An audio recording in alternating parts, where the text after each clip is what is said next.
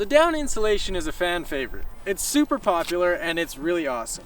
It's a little bit harder to wash than a lot of the other insulations. So let's talk about that today.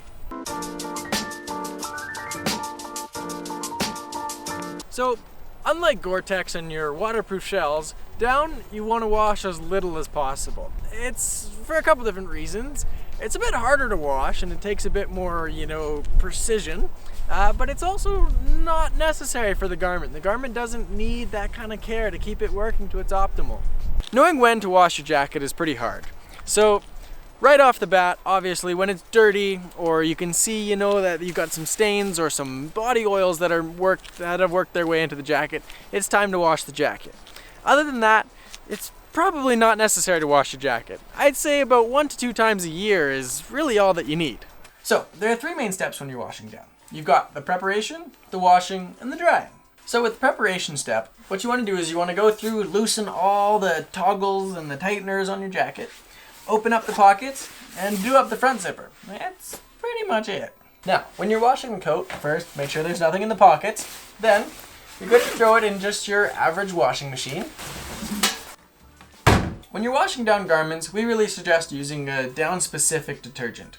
Your average detergent is a little bit too harsh for the garments and for the down and ends up stripping them of pretty much all the stuff that makes it awesome.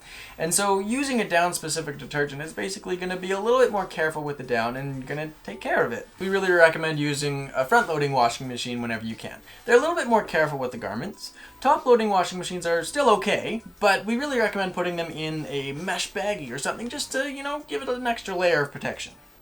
When you're washing down garments, you want to use kind of a lukewarm setting on your washing machine and read the back of your bottle for the amounts that you would put in. It's going to be different for each detergent. Nikwax recommends about 100 milliliters for up to 2 garments.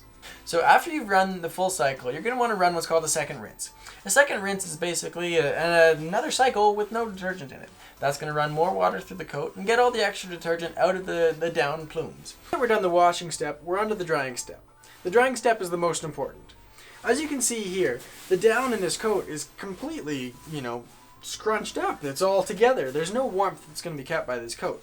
So take the jacket, put it in the dryer, take some tennis balls, throw them in the dryer as well. Putting the tennis balls in the dryer is going to help kind of, jumble up the jacket. That's going to help break up those down clusters and get it lofting full again like this one.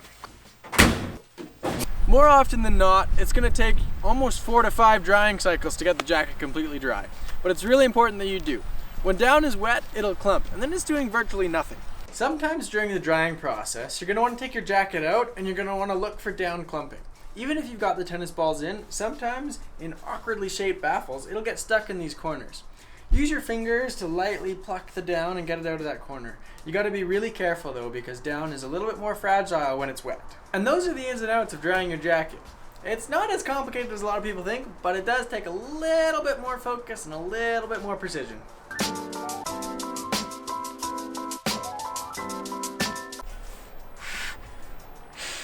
And as always with these videos, if you guys have any questions, feel free to leave them in the comments below.